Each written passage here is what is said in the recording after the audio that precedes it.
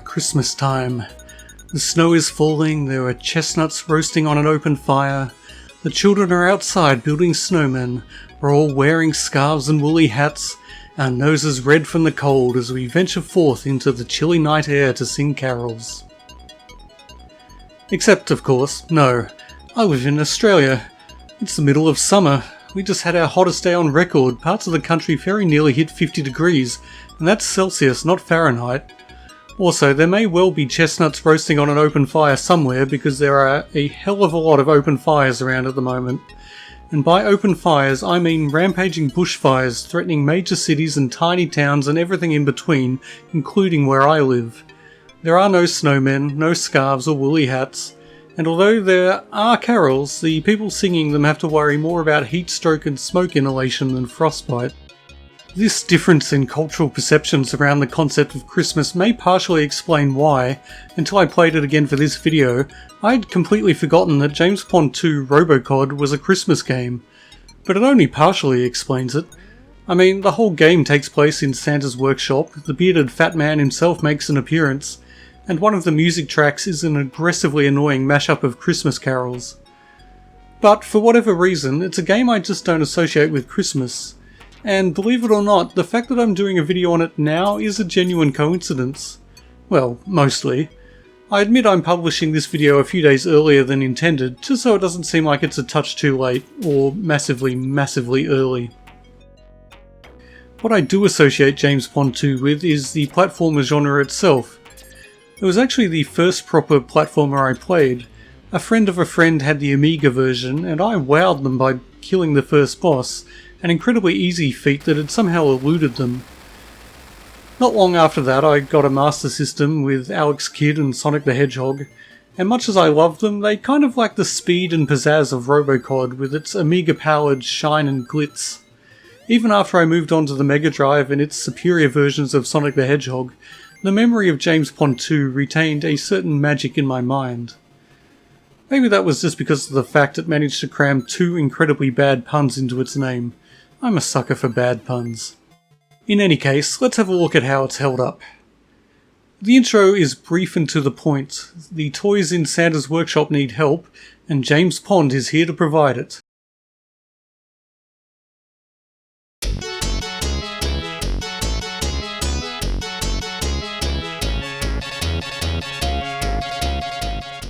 This music probably sounds familiar because it's a direct reference to the Robocop theme, which, makes sense. Then you start the game and...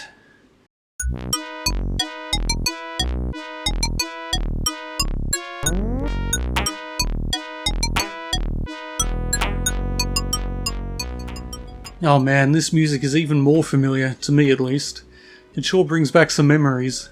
It's simple, it's repetitive, it's kind of annoying, but every few months for the last 3 decades I've woken up with it playing in my mind, over and over, refusing to die. Maybe it's a nostalgia factor, but I still like hearing it. Which is good, because there are only a few pieces of music in this game, and this one is the most overused. One other thing I fondly remember about this game is the clever integration of the cheat codes. There are only 2 of them to my knowledge, and to activate them you have to pick up certain items in a specific order. The first set of items are basically the first things you see in the game, and if you get the cake, then the hammer, then the earth, the apple and the tap, you get complete invincibility, but only for something like 5 or 10 minutes. 1,000,000 bonus points if you notice the first letters of those items spells out the word cheat. The second set of items are these ones here. For 1,000,000,000 bonus points, want to try to figure out what order you need to pick them up in? No? Kids these days, no initiative, that's your problem. Lips, ice cream, violin, earth, snowman.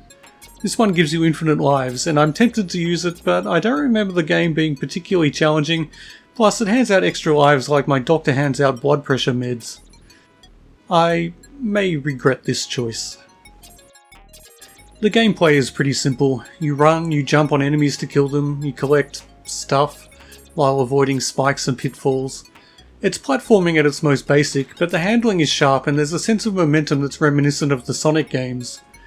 Unfortunately, it's not always handled as well as in those games, as it's not uncommon in Robocod to find yourself hurtling down a slope only to run into an enemy or a spike pit, or, at best, just slam into a wall.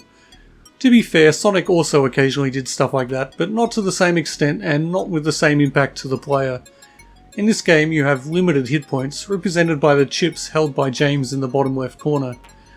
Lose them all and you lose a life, naturally enough, which are in turn represented by the number of fingers he's holding up. You can actually have more than 4 lives at a time, fortunately. Also fortunate is the fact that stars, which restore a hit point, are quite common. The only real addition to basic platforming gameplay is James's ability to stretch out his body, courtesy of his robo-suit. When he reaches the ceiling, he can grab on and then pull himself along. I don't know exactly what's going on inside that suit to allow James's fishy body to stretch out like that. It's not like it's a simple hydraulic lifting device. His feet, the flippers, remain on the ground while his head rises, so unless there's some sort of self-contained wormhole in that thing, his spine must be rather elastic. Still, the experience does nothing to dull the goofy smile on his face or his exuberant little side-to-side shuffle. Actually, this stretching ability is rarely required to get through the game, although it can sometimes be used to find hidden items and secrets. I'm half convinced it was put in the game just so they could do the Robocod pun. Speaking of secrets, that's one thing this game does well. There are a lot of them, and they come in many different forms. There are your traditional hidden passages behind fake walls and items stashed in hard-to-reach corners, as well as numerous small special stages containing lives, health items and points pickups. One particularly amusing secret is revealed if you just move left instead of right in the very first level to find an exit that bypasses the entire first area altogether. Good for speedrunners no doubt, but if you're going to play this game you might as well actually play it. There's also an entire hidden sub-area of Santa's workshop, accessed via a secret on the exterior of the building. This outdoors environment acts as a sort of hub world or level select, although not much of one, as you basically have to do all the levels in the specified order, with room for only minor variation. The levels themselves are mostly straightforward and pretty simple in terms of layout, but there is a good degree of variation in other ways. There are quite a few forced scrolling levels, none of them too challenging. There are a couple of upside down levels which take a bit of getting used to, and then there's my favourite, the jelly levels. Almost every surface in these levels is incredibly bouncy, and unless you're careful you'll find yourself bouncing here and there and everywhere like some sort of cartoon bear.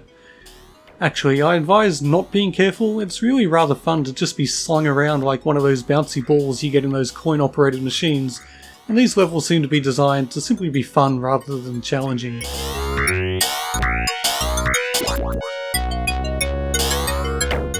There are also several different vehicles scattered around.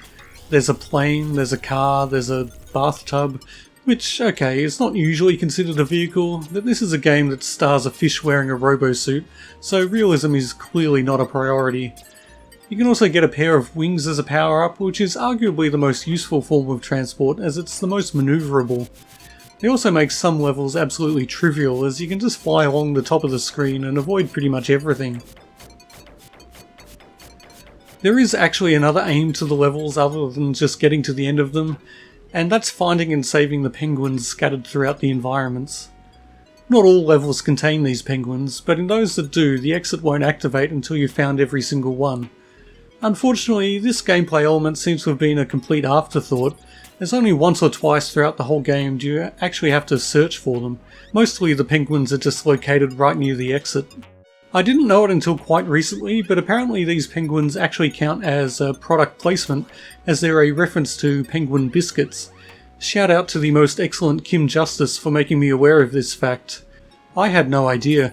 I don't think they were ever sold in Australia, but apparently they were the inspiration for our legendary Tim Tam biscuits. The fact that the penguins are there primarily as advertising may explain why the rescue element feels somewhat shoehorned into the game, rather than an integral part of it. It's a shame really, because the game would have benefited from giving the player a reason to more fully explore its environments other than secrets or score pickups. Speaking of score pickups, honestly they're another thing I hold a certain amount of nostalgia for, which may be baffling to gamers born this millennium. They harken back to a time when games had no greater goal than to make a number go up by running over a pair of cherries, or a gold coin, or a rainbow, or a vacuum cleaner, or a trash can, or a disembodied mouth. Okay, some of those are a bit off the wall, but there was an immediate gratification to picking them up. Don't get me wrong, I'm extremely glad games have evolved and become more sophisticated, but I'm also glad to sometimes be able to play a game that lets you revel in pure, meaningless acquisition. The overall visual style of the game is really rather appealing in my opinion. The world is bright and colourful, and it's full of character, helped by the fact that just about everything has eyes. The enemies, the pickups, platforms, background elements, it doesn't matter what it is, it may very well come equipped with a pair of cartoony, googly eyes. It could be a submarine, a guitar, a plectrum, or a random part of the ground. Or it could be these flagpoles which seem particularly aghast at their fate, racked by the freezing Arctic wind, doomed to forever look down on the world but never be a part of it. As you might have seen, there's a great deal of variety to the environments, and they tend to be whimsical in a way that I found truly magical as a kid, and charming as an adult. They don't even pretend to make sense. The toy and food-based levels are fair enough, I guess. Toys and food are Christmas staples. But then there's a musical level and one that seems to be based around stationery. I guess the linking theme is things that could conceivably be given as presents. But it doesn't matter, the sheer variety keeps you guessing and helps sustain interest. The worst part of the game is, well, it's extremely easy to pick a worst part, and that's the boss fights. There aren't many of them, and they're so simple and easy they're almost pointless. The only real reason to fight them is to break up the repetitiveness of the rest of the music, as the boss theme is not too shabby, even if it is as simple as the rest of the music. In gameplay terms though, the bosses are not great. Their movements are simple as hell, and all you have to do is jump on their heads a few times. Even the ballerina boss is made only slightly more interesting by the fact it's mirrored around the centre of the screen, with 2 bosses and 2 Jameses. The last boss is slightly more challenging than the others, but no more interesting. I managed to die quite a few times, mainly through impatience and boredom. I even have to use a continue, but it doesn't take long to defeat. And then you're treated to the end sequence, which is...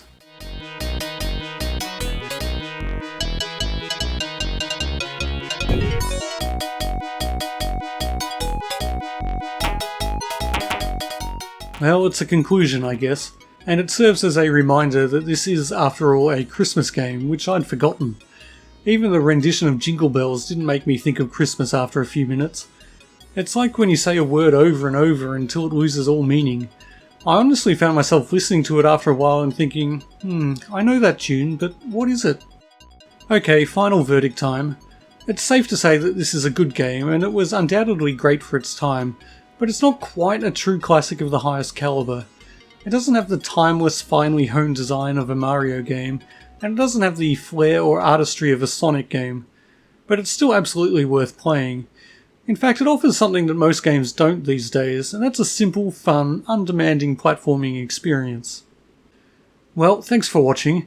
This is where social etiquette might dictate that I say something like Merry Christmas or Happy Holidays, but instead I'll just say, bah humbug, and get off my lawn.